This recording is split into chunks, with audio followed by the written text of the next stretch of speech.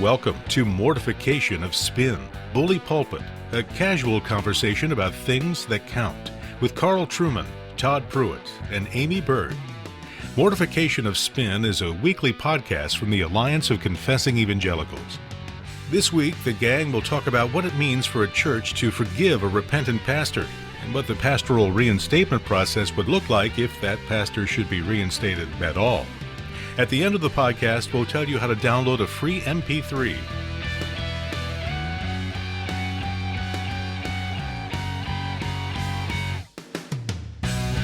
Well, today on Mortification of Spin, Bully Pulpit, we want to talk about a perennially relevant topic, but one that is perhaps of particularly pressing importance at this time, given the high-profile resignation of Mark Driscoll a few weeks ago from the Mars Hill Church and the kind of questions that pastoral resignations raise for the issue of pastoral restoration. What does restoration look like? What process should be involved in pastoral restoration? Can a pastor be restored to fellowship and yet not be restored to his ministry? These are important questions, and whether you're in a mega church or whether you're in a small local church, there are things that are likely to press in on you at some point in your Christian life.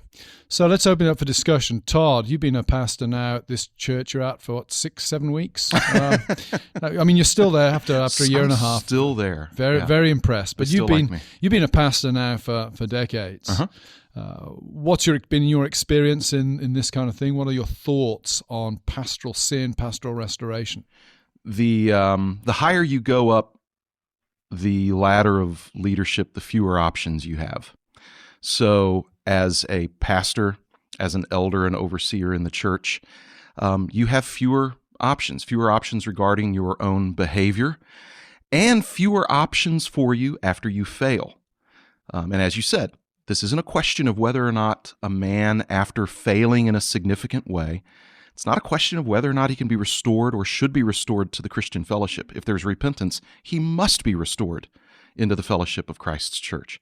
The question is this issue of office bearing. And in 1 Timothy 3, Paul makes very clear what the qualifications are for elders, for overseers. He writes in the first few verses of chapter 3 of 1 Timothy, if anyone aspires to the office of overseer, he desires a noble task. Therefore, an overseer must be above reproach, the husband of one wife, sober-minded, self-controlled, respectable, hospitable, able to teach, not a drunkard, not violent but gentle, not quarrelsome, not a lover of money. He must manage his own household well, with all dignity, keeping his children submissive. For if someone does not know how to manage his own household, how will he care for God's church? He must not be a recent convert, or he may become puffed up with conceit and fall into the condemnation of the devil. Moreover, he must be well thought of by outsiders, so that he may not fall into disgrace, into the snare of the devil.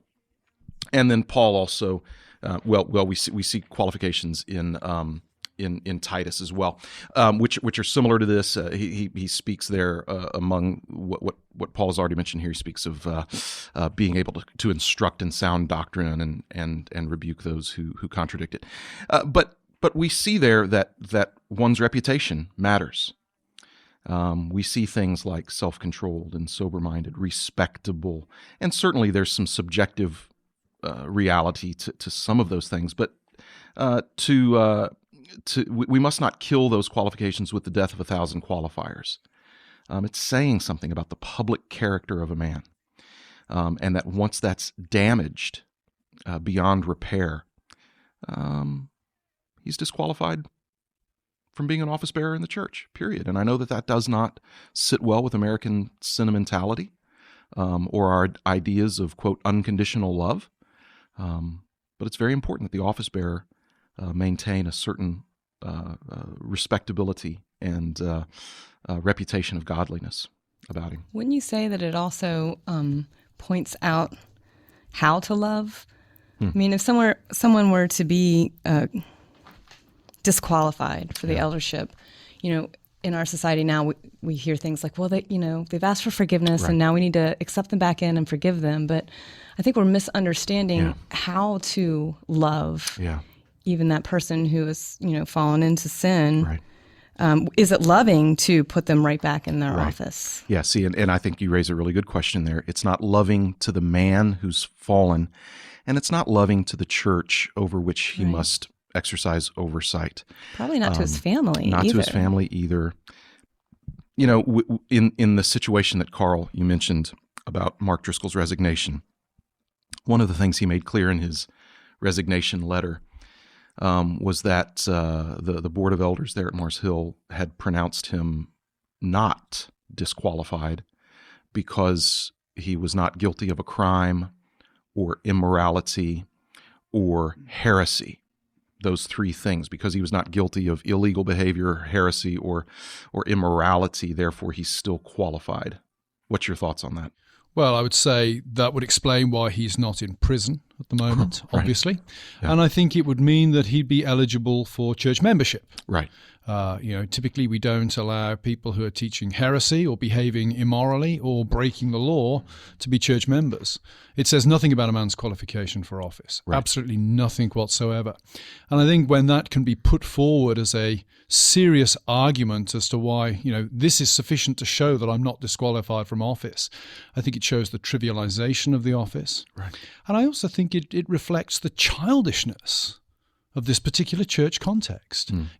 I'm basically a good boy, therefore I qualify for the highest job. That's very childish. Yeah. I don't mean childlike, I mean childish approach to things. So that would seem to me to be very problematic, and frankly, to put that out there as a reason why you're still qualified for office is embarrassing. Yeah. I think it's significantly embarrassing.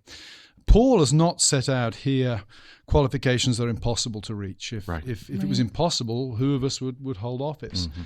What Paul has laid out here is he's essentially said that the man qualified for office must be of exceptionally good reputation.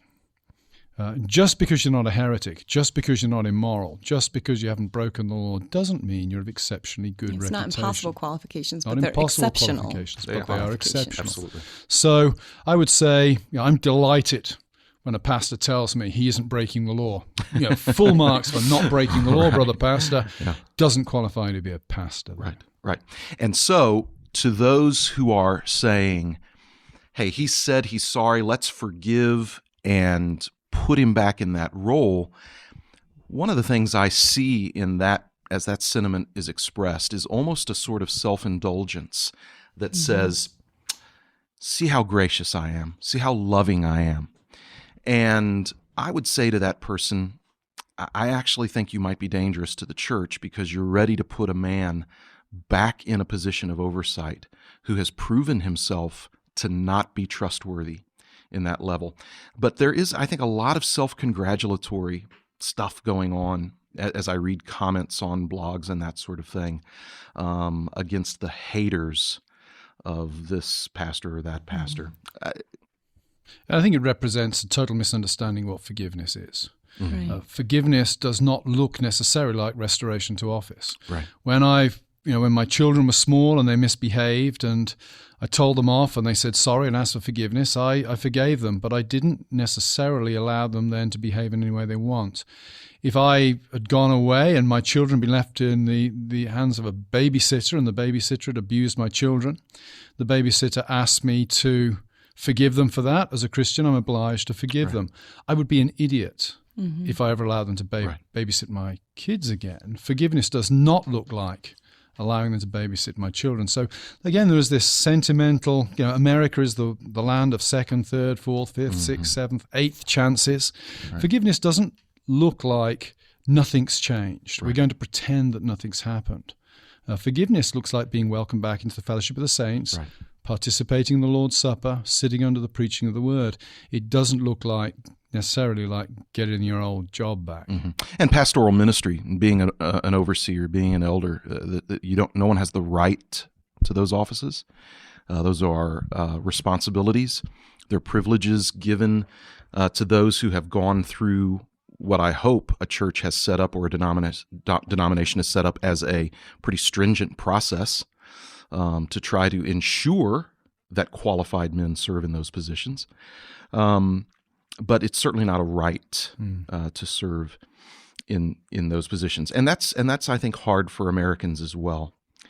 when we're used to following exerting through our with rights. discipline as well. I mean, it's one thing to point out things that a pastor has done wrong and have them ask for forgiveness, but it's a lot more grit and hard work to go through the process of the discipline involved in quote unquote restoration, not to the office per se, but just as a member in the church and dealing with these broken relationships and these accusations and, use a word everybody likes, healing.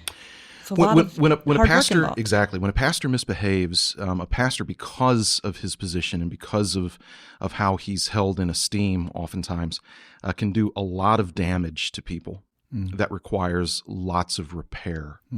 When he does fail. And so you think about, for instance, a pastor who has disqualified himself because of adultery, to, quote, restore that man into an office as pastor. I can only imagine what it would feel like to the men and women sitting in that congregation to have a man who's fallen that area. I would see that as cruelty to the congregation. I would say as well, this points us back to the importance of having good elders. Right. It doesn't matter where you're pastoring, whether you're pastoring a small church, a big church, or a mega church. I can tell you, when you stand up in front of a group of people and you speak and they sit and listen, that's a buzz. Yes. And there is part of that appeals to the baser, more sinful temptations of human beings. And the temptation to want to get that back as soon as possible when you've fallen must be overwhelming.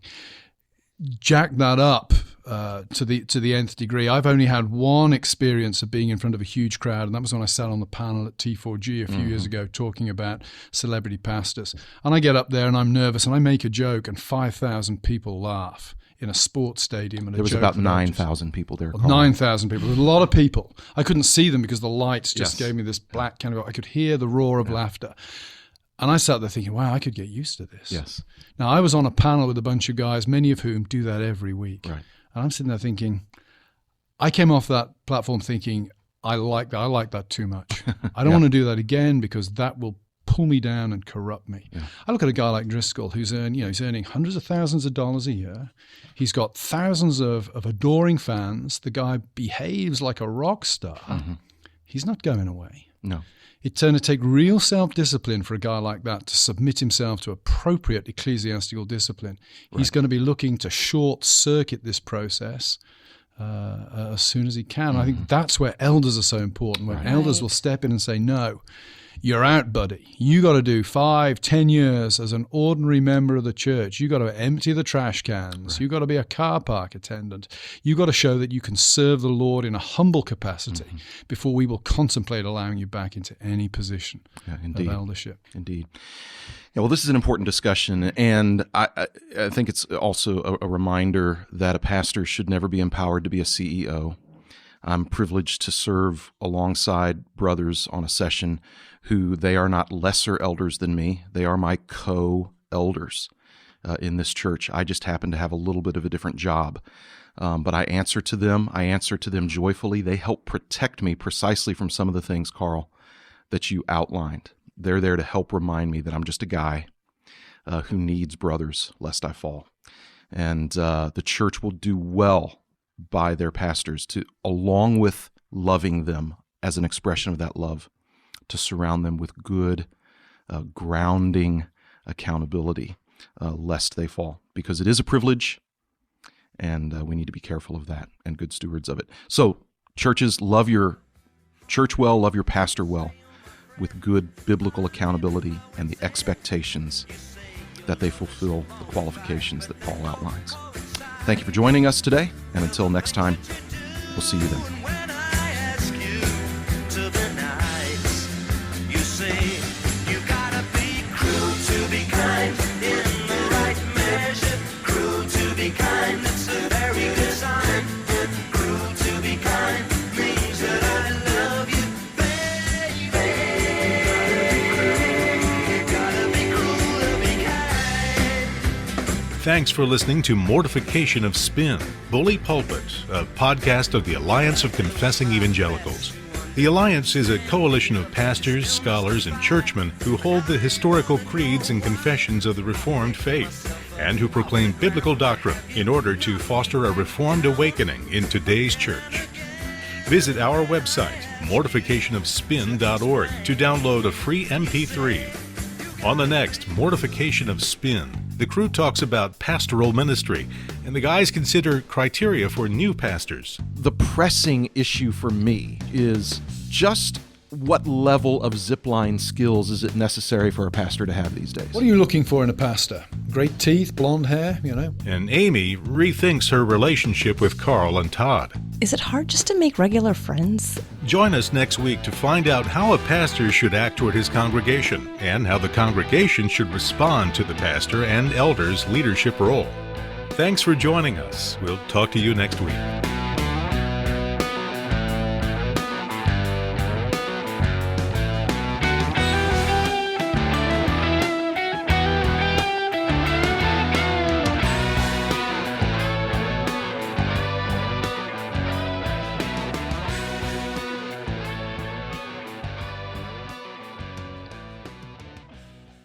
Somebody else has joined Twitter recently. Yes. Todd, Yeah, Drusella. One of the Amy things I has far more concluded followers than you. I just thought there was way too little of me out there. So I think that's correct. so I needed to get out there some more, Well, I just spend all We're my just time waiting for you. looking at enemies. That's why I can't do it. They're all just